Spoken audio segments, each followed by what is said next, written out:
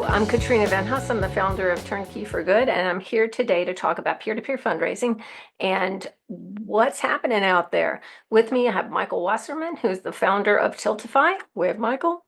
And I have Aimee Simpson, who is the Chief Development Officer at the Immune Deficiency Foundation. Aimee, thanks for being with us. All right, so what are we talking about? We're trying to figure out what's happening in peer-to-peer. I think we're all trying to figure that out. But I think that there are a couple of folks on the call today who have already figured it out based on what they've been doing for the last decade.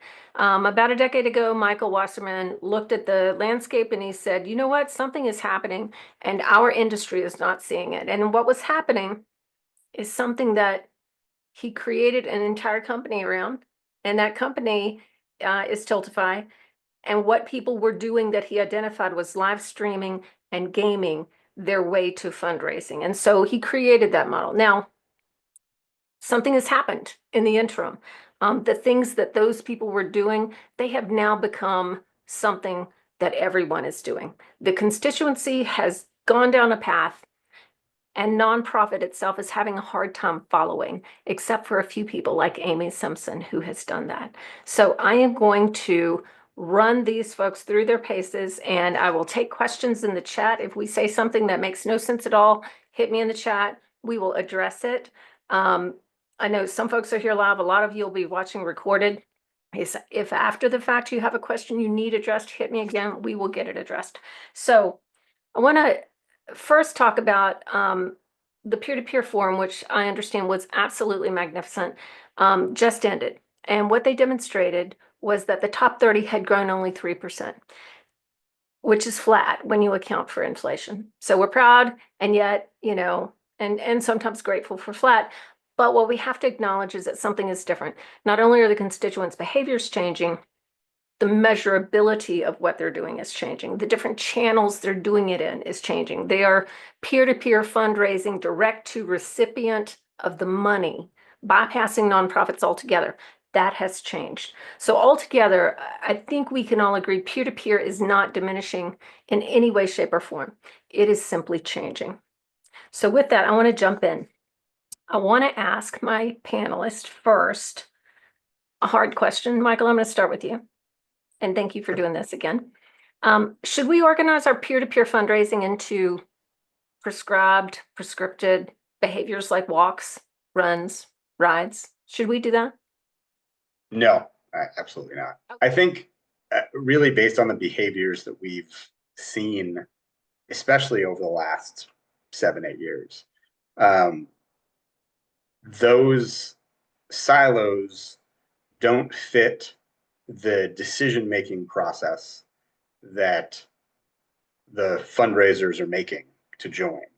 So it's kind of backwards in the process. Whereas right now, people are going to a charity's website and they're being asked to choose a walk, a cycling event, a DIY event. And then once they choose that, they're being told the box that they can play in to fundraise and how they can do that.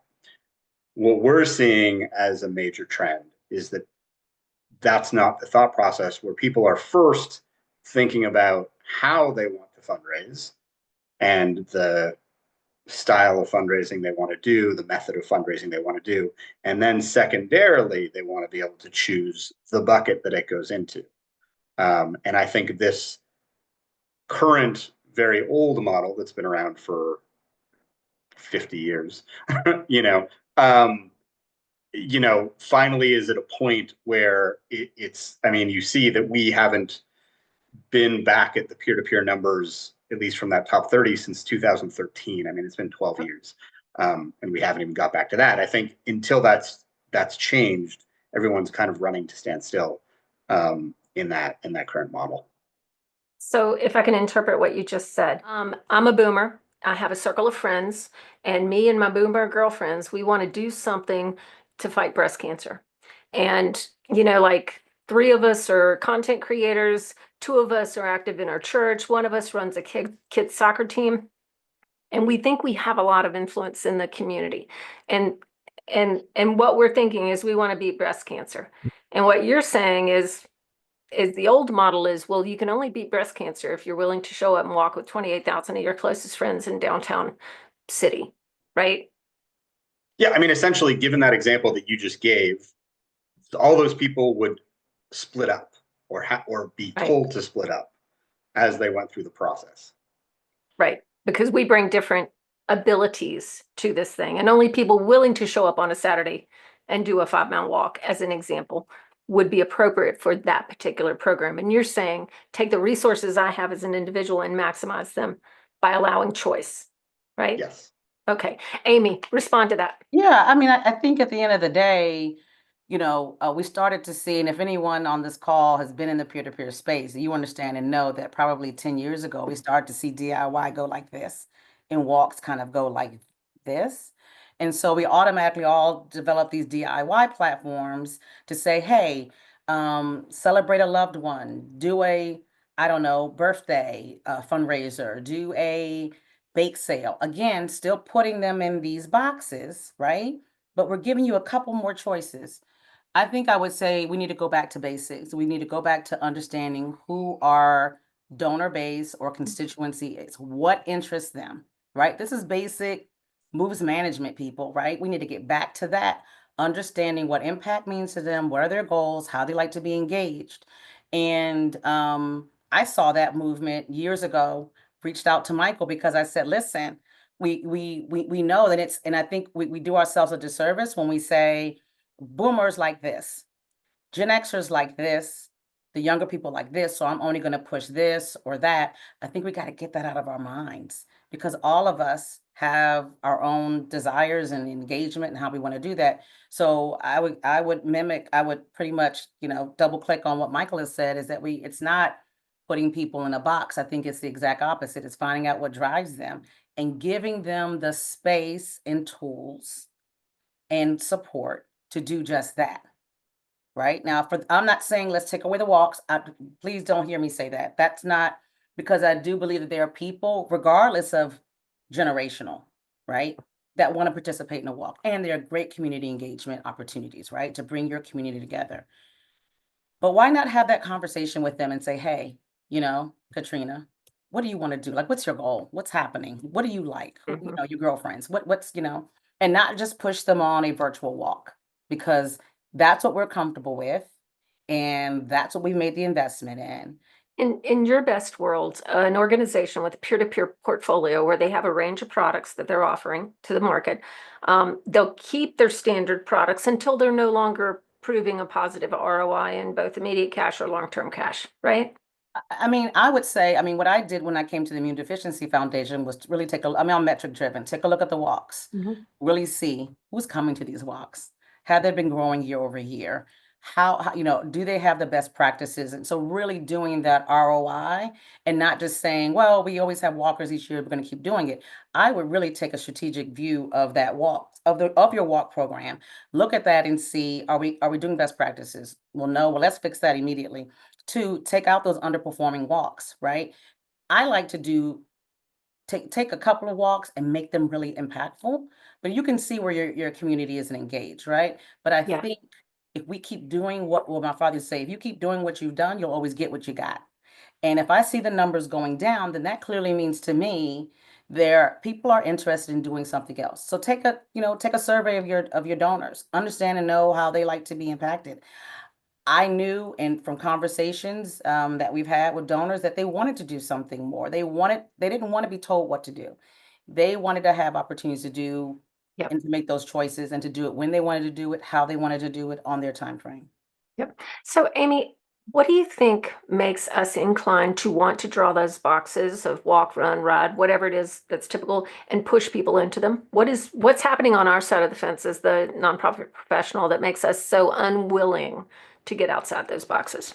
A part of it is that we've been trained to do that. And the other part of it is we're afraid with what we don't know, Oh, yes. Oh, yes. right? Absolutely. I mean, I will tell you, was I afraid? I didn't know anything about Discord. I didn't know anything about Tiltify. I saw a presentation at a peer-to-peer conference in 20, I don't know, gosh, Michael, maybe 2018, I think. And I said, wow, there's a platform that allows someone to do whatever they want to do and engage in a much deeper way, right? That gamification and by the way, for people who like that in there, because I know boomers and Gen Xers and Gen Zers and millennials that are on all of these different platforms. I think when we try to put people in boxes, so again, I think we're afraid of what we don't know. Yeah. Yeah. And then we've been trained to engage in peer-to-peer a certain way. I want to follow up on a few things that you said. Michael, you told me that the people who fundraise as individuals on your platform raise about twice as much as a typical peer-to-peer walk, run, ride fundraiser, right? On a participant page. Yes. Okay. So I'm asking a faceted question. When I talk to individual chief development officers and I say, how's your walk doing? They're like, yeah, we're struggling, but we're still doing it. And I say, how's your DIY doing? And they're like, it's really doing well. The ROI is great. Everything's great. Are we talking about a new way to DIY? Is that kind of what we're getting around to, where we're focusing more on the individual fundraiser in a less prescribed construct? Or, what is it? I think it's a little bit more complex because I think there's two main factors at play here. One is, are people moving to your DIY just because they're not fitting into the silo you created? So is it just catching the overflow, Yeah. or the change pieces?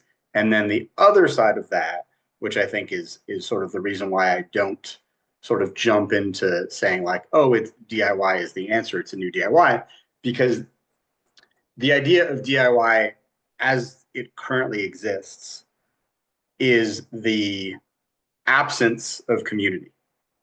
Yeah. Right? Everyone does DIY on their own.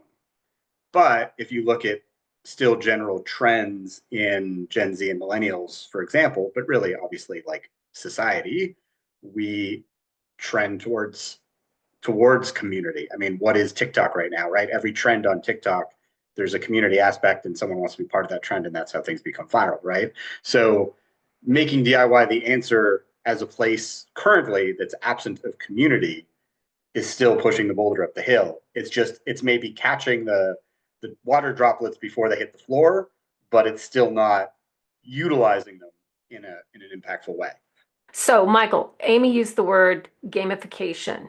and both of you have had huge success with large scale influencers and gaming, but that's not what she meant, right? Gamification, when she used in that sentence, is different. I want Michael you to explain the feature that she's referring to, and then Aimee, if you could tell your experience as you watch people gamify their personal fundraising. Michael, what's the feature she's talking about?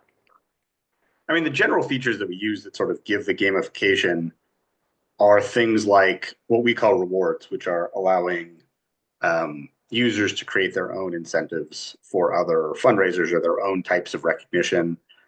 We allow people to poll their audience with donations in various aspects, create milestones. Um, if you're live streaming, you can create visual instant interactions.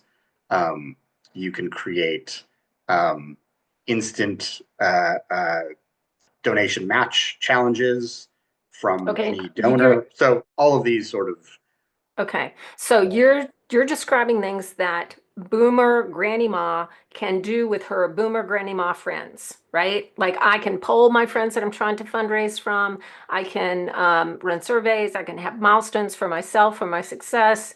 I can run an auction. Like I can run an auction as a peer-to-peer fundraiser on my constituent people that I hope right. to influence. Okay, Aimee, what have you seen that yield? I mean, he described several different ways. Now, and some of them are just crazy. Again, it really just depends on who's doing the fundraiser. But I've seen things like, hey, if you help me hit this fundraising thing by in the next 10 minutes, I'll shave my head, a part of my head. I will let you pick out XYZ. So you're engaging them real time, right? The opportunity to be shouted out to be engaged through that active engagement in real time.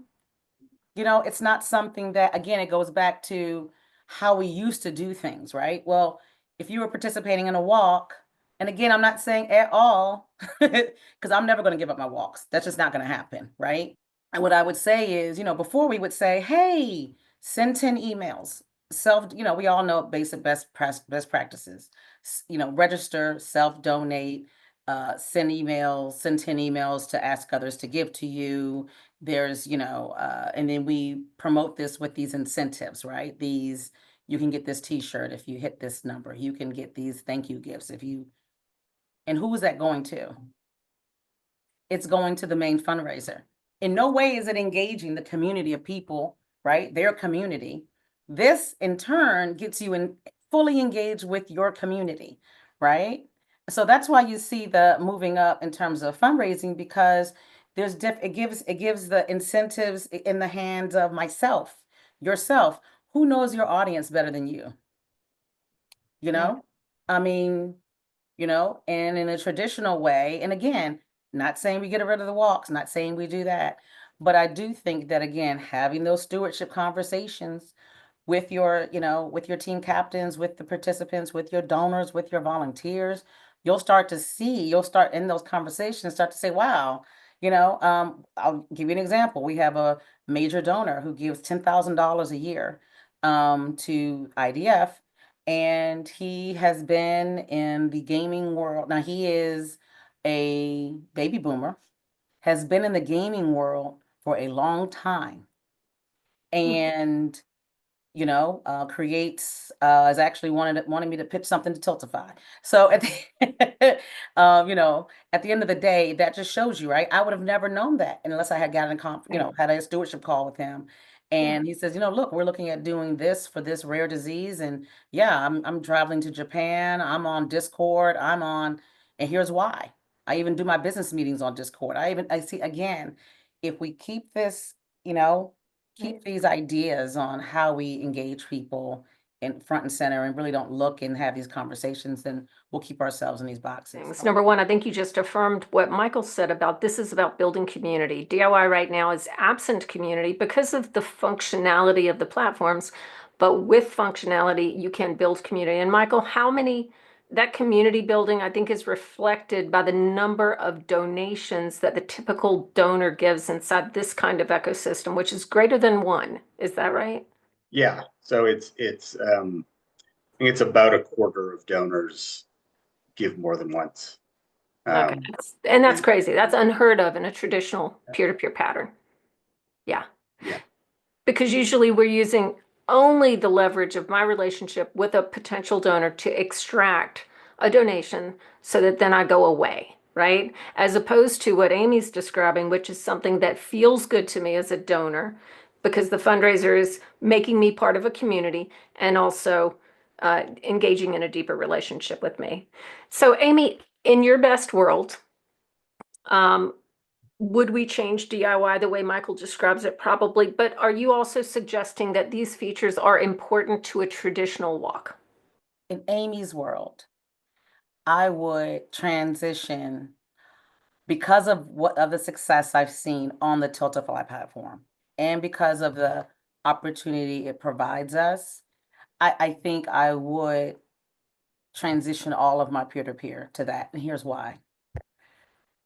As someone who wants to keep donors, all of us want to keep donors. We want to keep constituents. And we already know the only way we can keep these people, because they're asked to give to many causes. So how do you keep them involved in IDF, in my cause?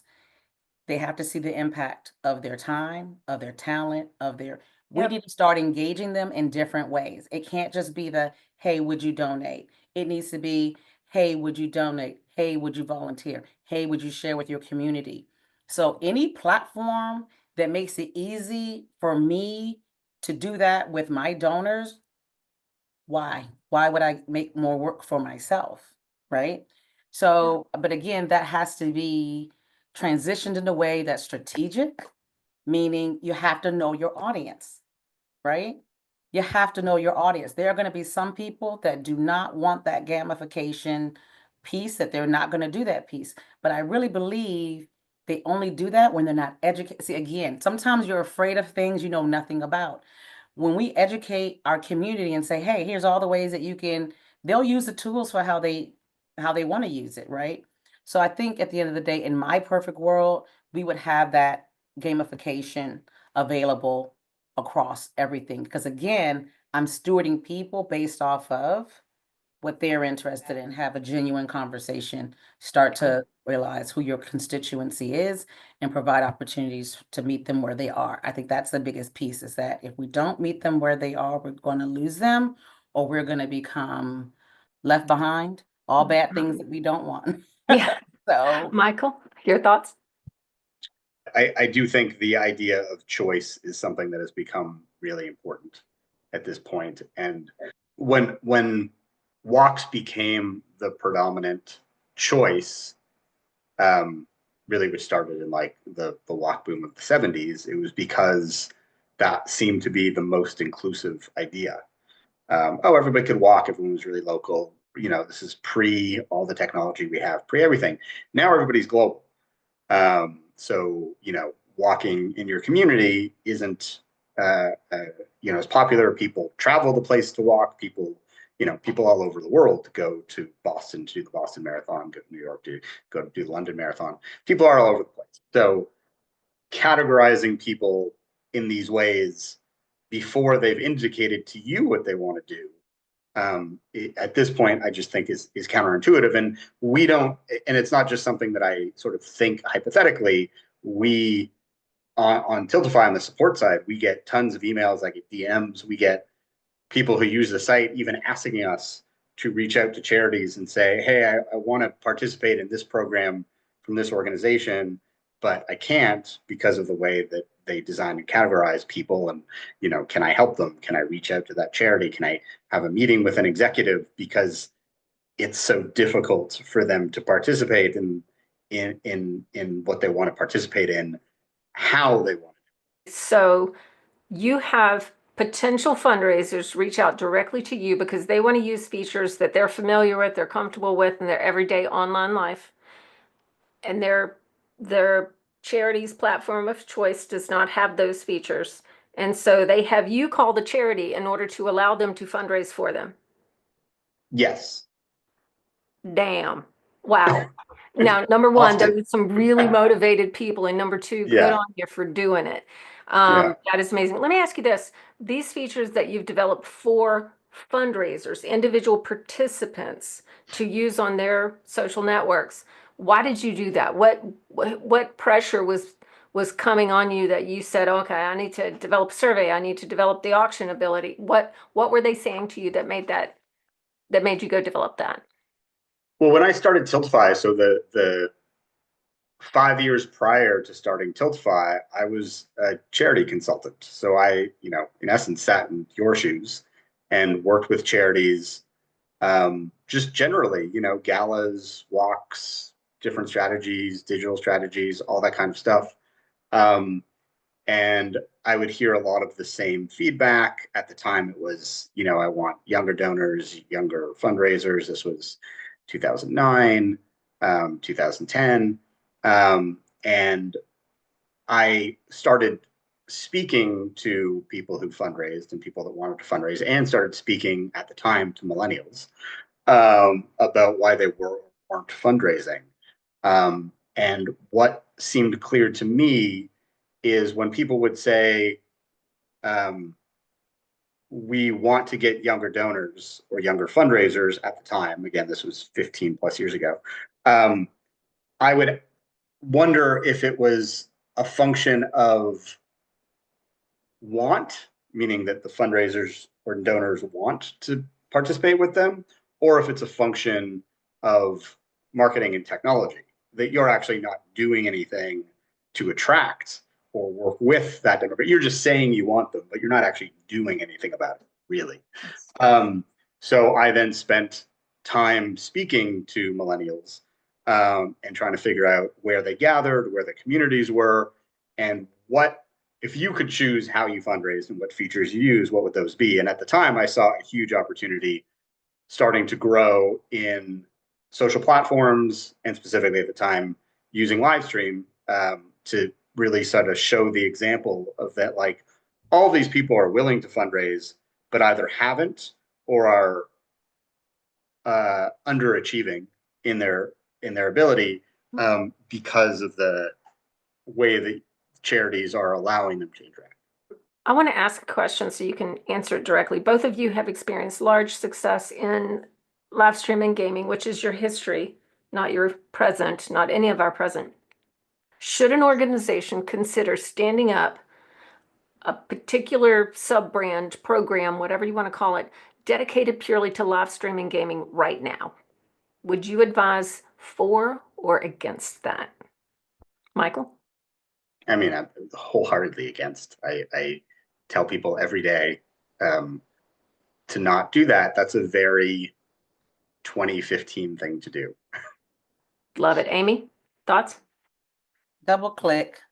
Uh, Look, trust me, I've had separate conversations prior to being in this role. And when he says that's a 2015 thing to do, that's because in 2015, 2016, 2017, we saw a lot of other organizations with great success. I'm talking about 30, 40 million dollars being raised through gaming. Who wouldn't be attractive to that? Who wouldn't want to try to figure out how to, I mean, it's the same thing like the ice bucket challenge, right? It's the how can I take that and mimic that and grow that? But the problem with that is that again, it goes back to what I just said. How are you going to stand up something where you have no one to stand it up with? Right? You have to have a community that's in that space that you that is passionate about the cause. What worked well for those was that they had someone who was totally already engaged in that mission. And it was, and I'll use the example of Iron Mouse and Connor with our fundraisers, right? We have two wonderful content creators who are absolutely amazing, who've raised millions of dollars for us. We didn't stand up a program specifically for gaming because at the end of the day, it was a constituent who, well, let me not say constituent. She is a advocate. 'Cause I don't like to say patients, right? Because they're advocates, but a patient who is living with this rare disease who said, I have a story, I have a journey I want to share. And we didn't look at her and say, well, wow, she doesn't fit our demographic. She doesn't fit our, whatever. I mean, she is someone who's homebound, who had dreams of becoming an opera singer. It's someone that we have been engaging and talking to and learning more about that. And she said, I want to do something. I'm live streaming. Again, we had no idea who she was, really, right? That's We said great. we want to be a part of that because she's a part of our community. And again, using Tiltify, live streaming on Twitch, which has the integration. I'm not trying to sell Tiltify. What I'm saying is it allowed us to be able to meet her where she was and engage her in a way, right? So again, Yep. it's back to that, finding out who your donors are, who your constituents are, and engaging them and providing support for them to be successful. So in that situation, we engaged her in podcasts. We engaged her in our Yep. conferences. It's again, not about just fundraising. So we didn't need to stand up any sort of separate. We just made sure that she had the tools to do what she wanted to do. I think when people hear us talk about these things, I think the typical chief development officer and the typical chief technology officer are hearing us and thinking, how am I going to manage that diversity of process? How am I going to keep it clean? How am I going to keep the data clean? How am I going to keep, us from over investing in too many individuals and not coming away with the result that I want financially? How would you answer that, Aimee? Again, it's getting back to doing the hard work of looking at metrics, looking at platforms. And I will say to you, when I came on board, I was brand new. We just hired a new chief technology officer, and we spent the time to look at all the current platforms that we had and really look to see how well we were really working with the platform. We utilizing all the tools and wells and the whistles and bells, right? But also, what was that getting us? Are the numbers going up? Are they going down? Okay. well, what are the other solutions out there?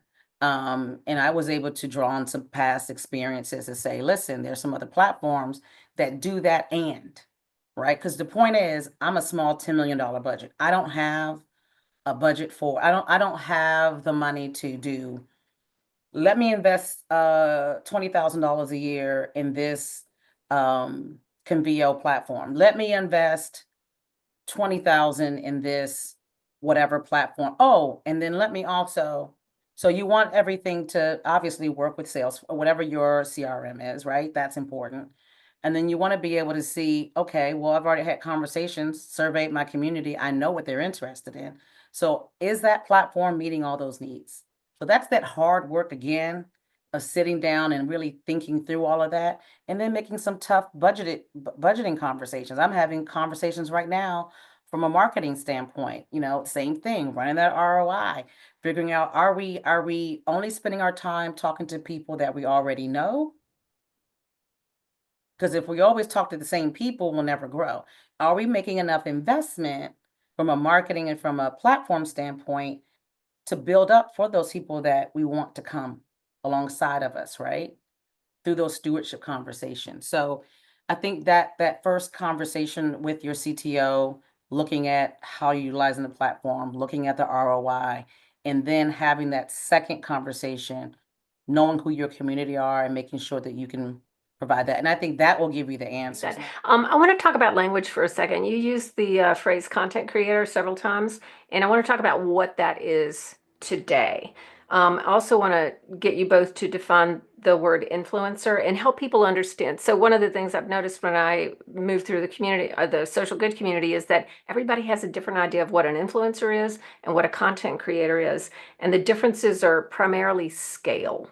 Like when I say influencer fundraising, people immediately think we're talking $100,000, $200,000. Same with content creator. What is the language, Michael? You go first. How do you define influencer? How do you differentiate the scale of influencer? Same question for content creator. Go ahead. So I don't necessarily define them by scale. An influencer is someone that is, actively using their presence to promote brands or products, right? They're being used as an influencer, right? To me, like until that point, if you're creating content, you're a content creator. The difference between a content creator and an influencer in my opinion, from a marketing perspective, is simply the act of then being paid to influence.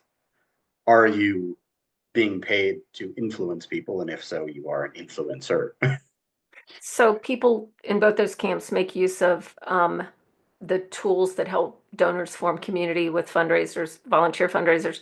Um, do they exist both in the digital world and also in, for example, the walk environment? Are there influencers and content creators that are operating today in the walk environment to help raise money? Oh, 100%. I mean, I see it all the time, Mhm. of people getting involved who have their own content. I mean, you could just go to TikTok and probably put in charity walk if you wanted to and see how many content creators are posting information about the charity walk they're doing. I mean, it's statistically improbable that at least 30% of the people participating in whatever peer-to-peer event you're doing are content creators, And are these not content creators. At and least content, 30% of everybody in every program you probably have are creating content. so everybody in America, 30% of everyone in America is what you're saying. Yeah, pretty Okay. much.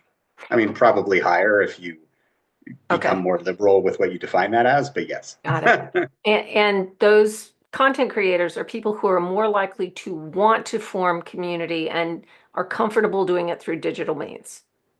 Would you agree or Yeah, I mean, that's really their expertise and their life. I mean, we now live and communicate in that way. I mean, a good example is probably, and I don't know all the particulars, but how um, Connor started supporting immune deficiency.